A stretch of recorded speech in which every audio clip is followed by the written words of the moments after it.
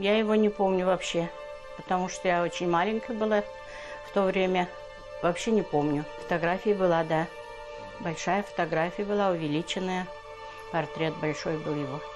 Александра Васильевна Лаишева отца своего, конечно, помнить не может. Она 39-го года рождения. В 41-м начальник орготдела райкома набережных Челнов Василий Иванович Новичков, уроженец Мензелинского уезда, тогда еще Уфимской губернии, человек, имевший бронь и выбор, умирать ему за родину или нет, ушел на фронт и пропал без вести через несколько месяцев после ухода. В январе 42-го. Пропал на 70 с лишним лет. Но в 2014 году случилось чудо. Впрочем, чудо ли? Все же это был результат многолетних поисков.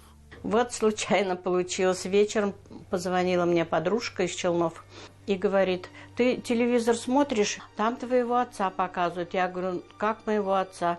Вот нашли останки. А я, говорит, так обернулась неожиданно, смотрю, и фотографию его показывают. Я, говорит, сразу догадалась, что это твой папа. Политрука 80-го отдельного лыжного батальона Василия Новичкова в окрестностях деревни Липинки Псковской области обнаружили поисковики Нижнекамского отряда «Поиск». Это была первая победа поисковиков, пришедшая к ним после длительной архивной и полевой работы, начавшейся еще в 2002 году. К тому времени поисковики уже знали, где искать и кого искать. Судьба Василия Новичкова установлена будет уже позже, после экспертизы ДНК, но опознали его практически на месте. Вот по этим видимым знакам различия. 3 квадратам на обмундировании. Отличительный знак политрука.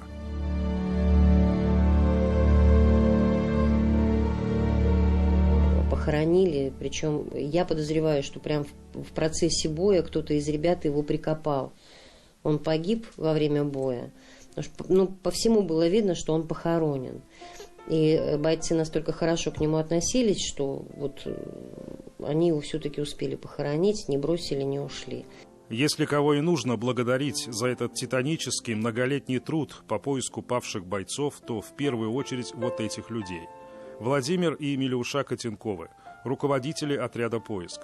Они не оставляли надежд в течение 15 лет, многократно возвращаясь в Великие Луки, шахматным порядком практически проходя псковские земли. За них переживала и не знаю, как это объяснить. Срослась.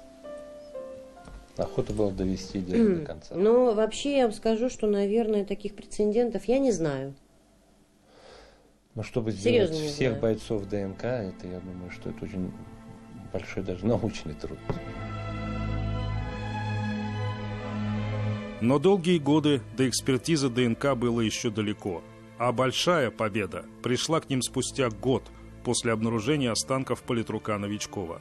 В 2015-м в одном месте, в одной воронке были обнаружены разом остальные 18 бойцов батальона, погибших в тот день 31 января 1942 года. И все эти годы безымянные останки обретали имена. Местные жители, например, они же остальных 18 тоже прихоронили. Но ведь могилка это не стала. Они пахали сверху много лет. Сеяли там, не знаю, когда мы приехали, там клевер был. То есть до этого они могли пшеницу сеять и так далее. Работа непростая. Батальон формировался в Казани, но составлен он был из уроженцев нескольких российских областей. Племянницу уроженца Пензенской области Архипа Рябова нашли в набережных Челнах. Сказали, да, нашелся, а мы думаем, ничего себе, столько лет прошло, мы ничего не знали. Даже не верится. Я вот ложусь спать и думаю, как это так возможно? Столько лет прошло.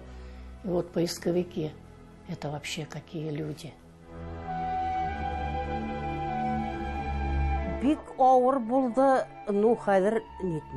Поначалу тяжело было принять такую новость, но со временем пришло понимание, что новость хорошая, говорит Гульфида Юнусова, дочь погибшего бойца Музипа Юнусова, уроженца деревни Шингальчи Нижнекамского района.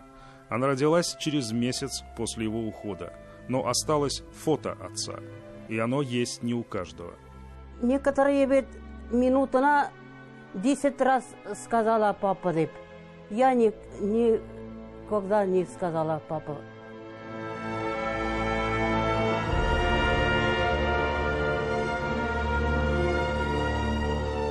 На монументе павшим землякам в деревне Шенгальчи имя пропавшего без вести Музипа Юнусова тоже есть.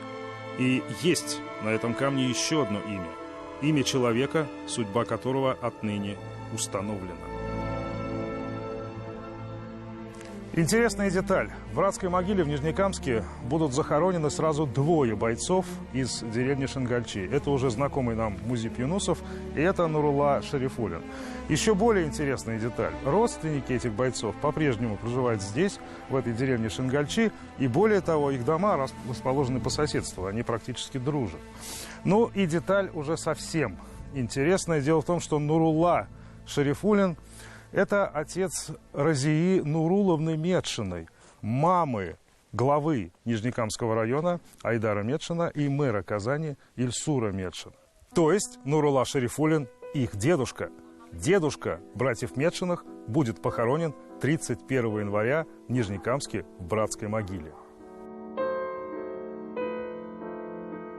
Отец нашей мамы, который вот погиб.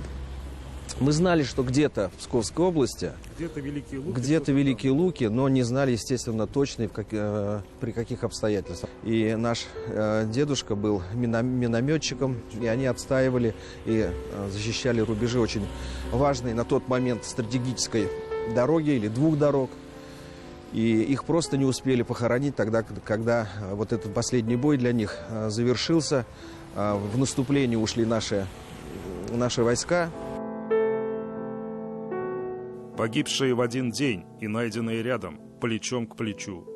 Решение о том, что это будет братская могила, принималось, конечно, коллегиально, и возражений не было в том числе и от тех родственников погибших, что приедут сюда через неделю из дальних регионов страны.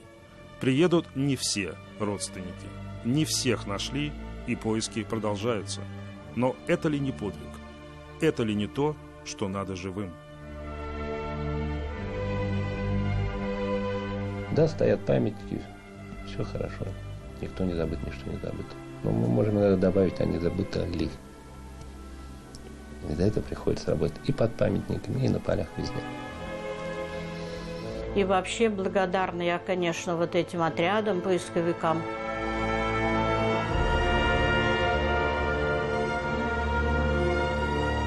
Я не могу вот передать словами вот то, что вот происходит в моей душе сейчас, да, вот. Но я надеюсь, что дед мой отдал свою жизнь не напрасно, чтобы именно вот радовались и наши дети, и наши внуки, что все будет хорошо в этой жизни. Они для нас теперь вот как бы не мертвые, а для нас теперь живые.